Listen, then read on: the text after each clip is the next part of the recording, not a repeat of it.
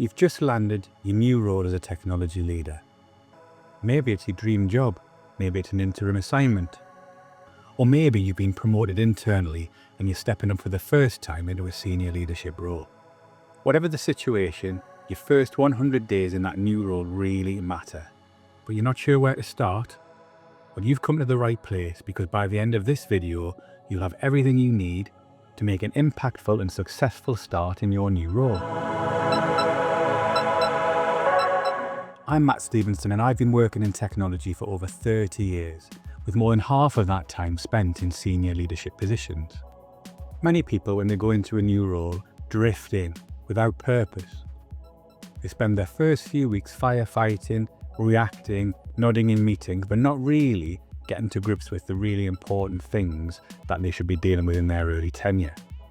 But the best tech leaders arrive with a plan, a 100-day plan perhaps, a plan that helps them hit the ground running, establish credibility quickly, and set themselves up for long-term success.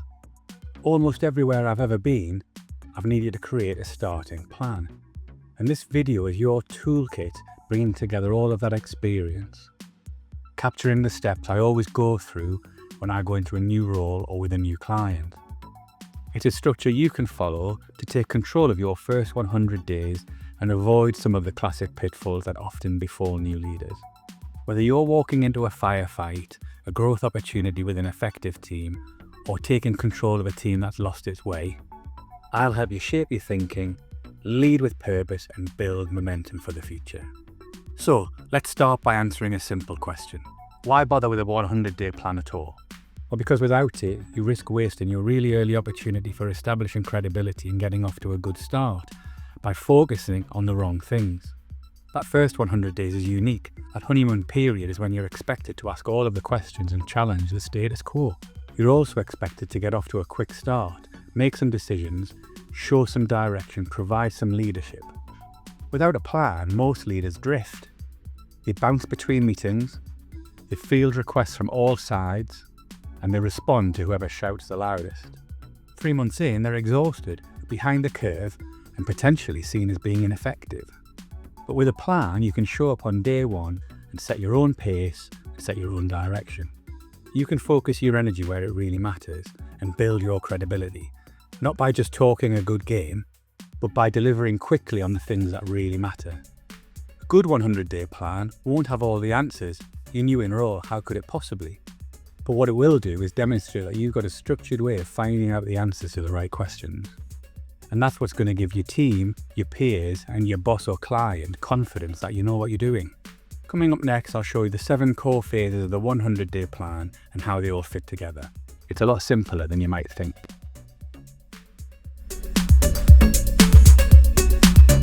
A solid 100-day plan isn't a big complicated spreadsheet. It's a structured way to think about your early impact in your new role, and it doesn't have to be complicated. I use 7 core phases, and they're not perfectly linear. Some run in series, some will run in parallel, and you'll iterate through some of them as well. And here they are. Number 1 is to prepare for day 1. Your plans start before you walk in through the door on day 1. And in this section, we'll talk about how to gather the right intel and arrive on day 1 with intent. Section 2 is day 1. You only get one chance to make a good first impression with your teams and peer groups. In this section, we'll talk about how you can turn it with clarity, confidence, and curiosity to lead everybody with the feeling that you're there to do a good job and to lead well.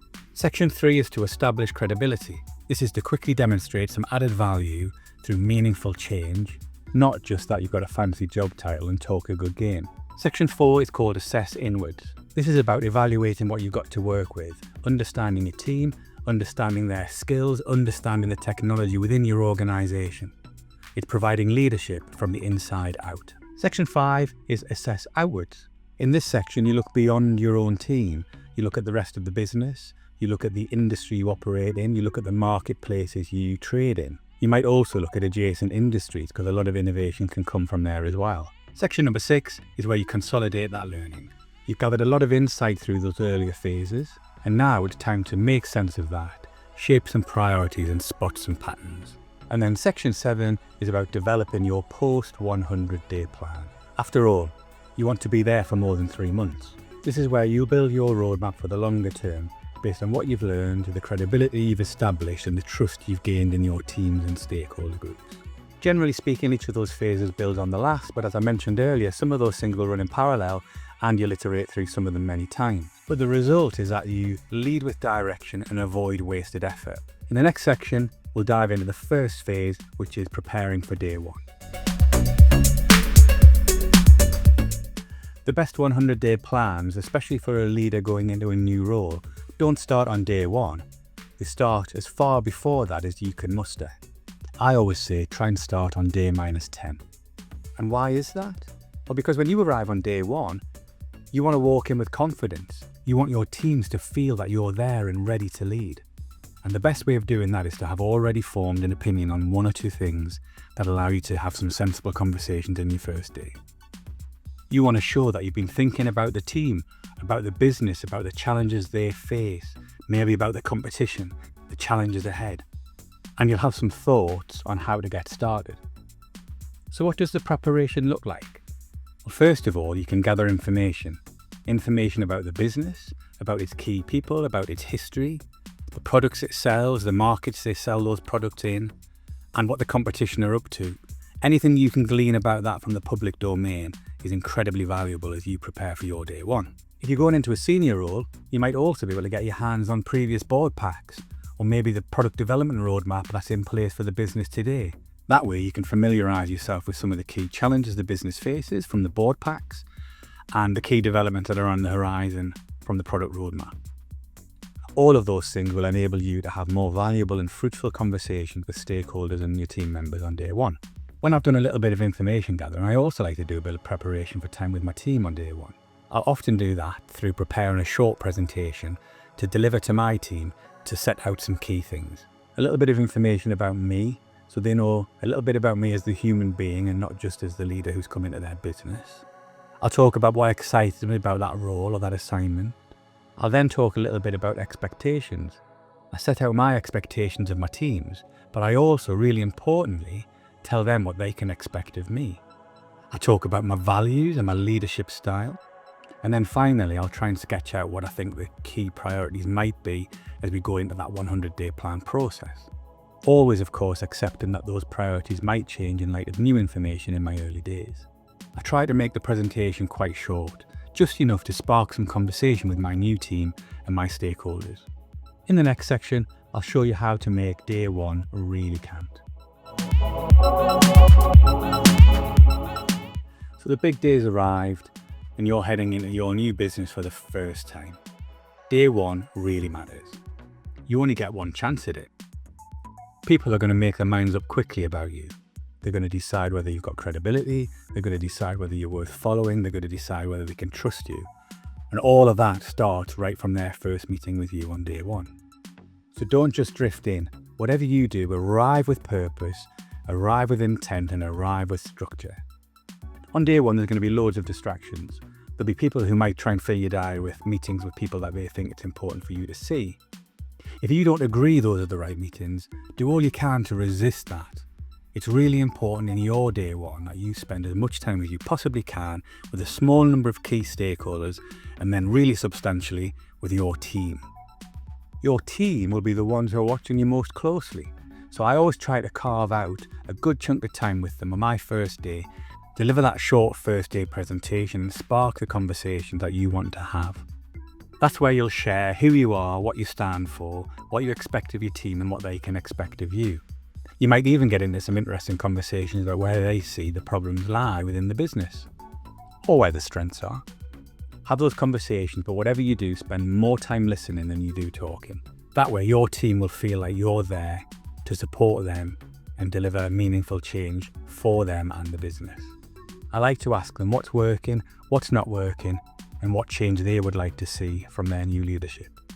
Remember, this is the start of a new relationship. It's not a performance. You have to be authentic. Don't set your stall out with a fake persona because you won't be able to maintain that for your tenure.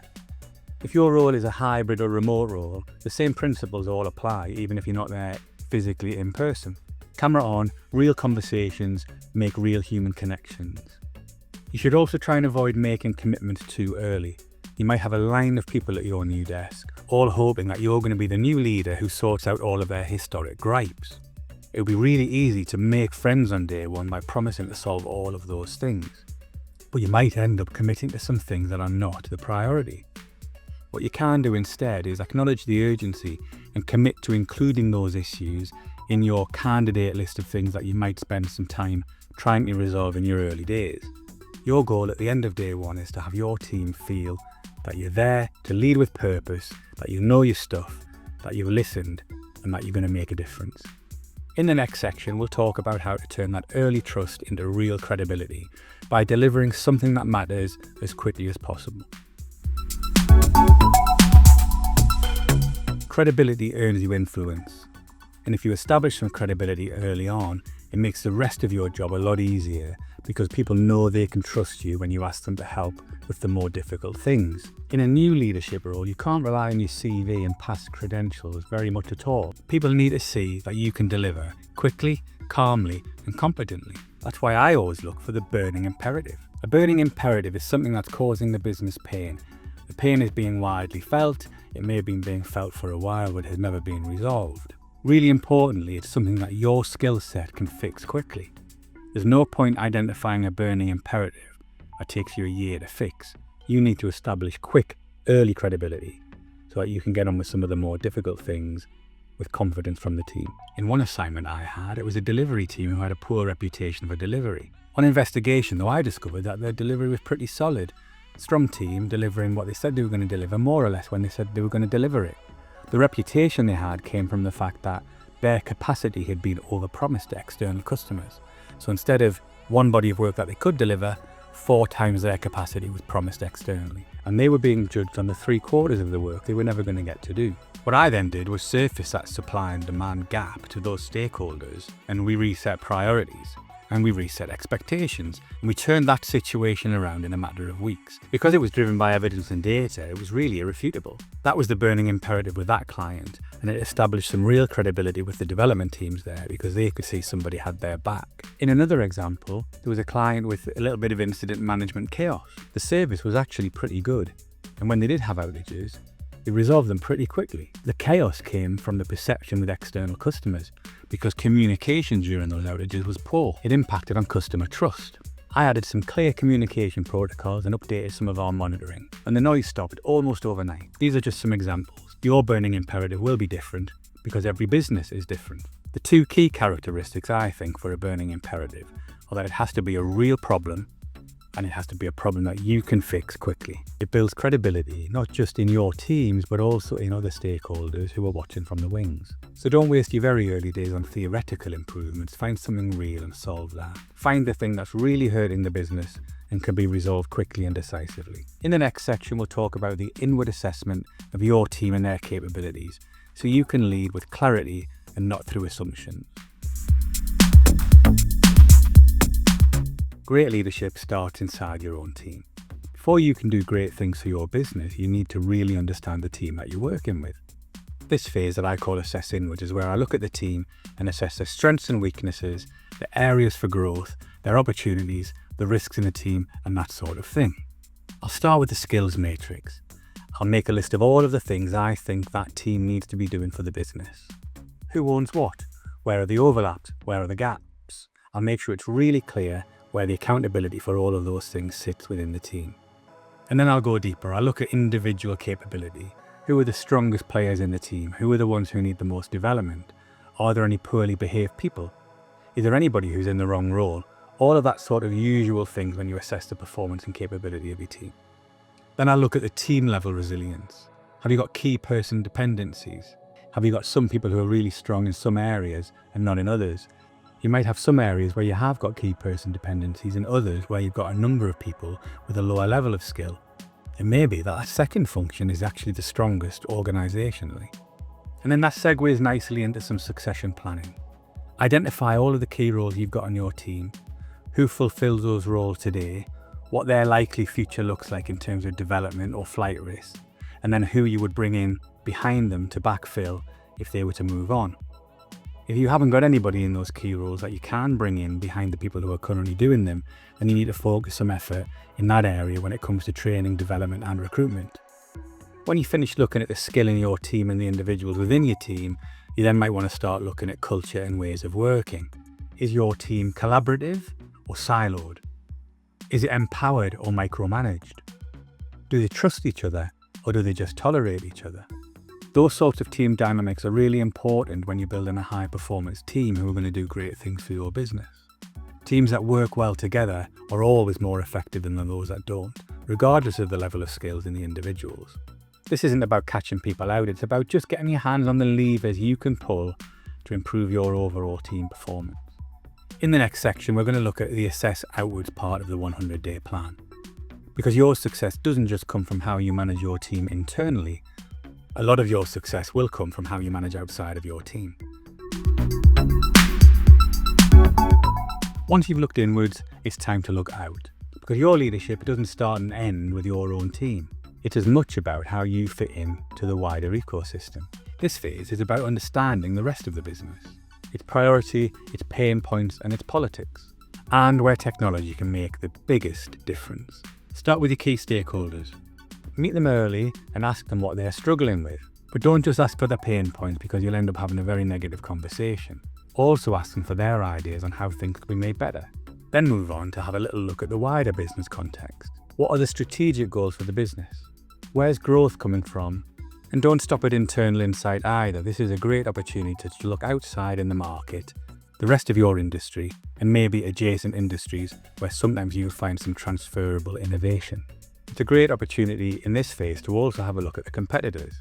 What are they offering that you're not? Where are they ahead? Where are they behind? What are they doing that you don't want to do? By understanding what they do, you might identify some things you could do to differentiate yourself in the market because they don't do them. And as I said earlier, you could also look in other industries. Maybe a retail business's use of artificial intelligence in their customer service operation has some transferable value into your B2B market. Sometimes innovation is not homegrown. Some of the best ideas can be borrowed from elsewhere. In the next section, we'll talk about how to consolidate all of your learning, how to bring it together into a clear, prioritised view of what matters the most. By now, you've absorbed a lot in your new role. You've assessed your team, you've spoken to stakeholders, you've looked at the wider business and the wider market. This is the moment to take a step back and make sense of it all. What patterns have emerged? Where are the biggest gaps? Where's the greatest appetite for change? And almost as importantly, what's working really well and doesn't require your attention right now? You're pulling stuff together from across the business, weighing that against the stuff you've learned from your own inward assessment and working out where the priorities lie. Now you'll begin to prioritise. Not everything's urgent or important. Look for the work that's going to give the greatest return on investment. Things that save money, generate revenue or mitigate risk. And also think about interdependencies. Sometimes the shiny thing that'll deliver loads of value can't be done until you fix some of the plumbing behind the scenes. This is where your experience will help you sequence the right things in the right order. I usually start by drafting a list of emerging priorities at this point for discussion with key stakeholders. Each of those emerging priorities has a description, a rationale, and maybe a view on how I would tackle it in the short term. At this stage, you don't need a Gantt chart, you just need a point of view that's grounded in experience and underpinned by data. In the next section, we'll talk about how to turn everything you've learned so far into a compelling post-100-day plan that sets you and your team up for long-term success. The first 100 days are about learning, leading, and landing well. But the real value, well, that comes from what you do beyond that first 100 days. Your post-100-day plan is where you transition from understanding to execution. You've earned trust, you've spotted opportunities, and now it's time to move. Start by shaping a prioritised roadmap. And that roadmap isn't just a shopping list of everything that's been brought to your table in those first 100 days. It'll be only those really important things that give a great return on investment and move the business forward. What saves money? What drives growth? What earns revenue? What protects existing revenue by mitigating risk? Those are the things that should find their way into your early post-100-day roadmap, because those are the things that will really turn the dial for your business and make it worthwhile them having you there doing that job. You should aim to make that roadmap visible to your stakeholders so they can engage with it and influence the priorities. I'll sometimes present it by swim lanes per development squad, or maybe by theme, or maybe by benefits category, whether it's revenue generating or protecting or risk mitigating or whatever. It doesn't really matter as long as there's some structure to it and it promotes the right conversation about priority and urgency. And remember that with a roadmap, you're not carving commandments in stone. It's all subject to change as you go along and learn new things and the business faces new challenges. All you're really doing is setting the direction of travel based on the things you learned in your first 100 days, but then evolving forevermore. This is also the point where execution of that plan becomes your day job. And because you've taken your time to get it right in those first 100 days, you'll be delivering from a position of credibility, clarity, and connection. In the next section, I'm going to wrap up with a few final thoughts, but also a word for those of you who are stepping up into your first leadership role within the organisation you already work for, because that does present some of its own unique challenges. So there you have it, your 100-day plan toolkit. Whether you're joining as a new permanent CTO, stepping in as an interim, or taking the reins in a startup or scale-up, the toolkit is broadly the same. Start with purpose, learn deliberately, and act decisively. If you follow this approach, you'll avoid the classic pitfalls of acting too reactively, overloading yourself, and drifting because you haven't set a clear direction of travel. And you'll set a strong foundation for long-term success. But before I go, just a quick word for those of you who've been promoted internally into your first leadership role, because that presents its own unique set of challenges. You already know the business, which has to be to your benefit. You probably also know the team, but that can be both a blessing and a curse, especially if that team is one you used to be a member of and you're now stepping up to lead them. Some people who you used to work alongside of and who were part of your peer group now report into you. Some of them might even have applied for the job that you got. That is going to be the source of some tension. And having stepped up into a leadership team within the business you already worked in, some of your new peer group may not view you as one of their peers yet. They may see you as the upstart who stepped up. So what could you do in this situation? Well, I would say tackle it head on. Have conversations with those people in your new team who you were previously peers with, especially those who might have applied for the job you've now got. A conversation to clear the air would never go amiss. Maybe have some group sessions with the whole team to make sure that you've reset the tone, to ready yourself for leadership. Show that you understand the shift and that you're ready to lead with a bit of empathy, but also make it clear that you are in that position of authority and you will need them to do some things for you in order to succeed. Also, don't assume credibility based on what you've done before. Your leadership role is very different and you do need to still do some work to establish credibility in that role.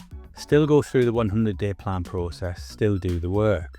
You will be surprised with how many new insights you gain as part of that process, no matter how well you thought you knew the business before in your previous role.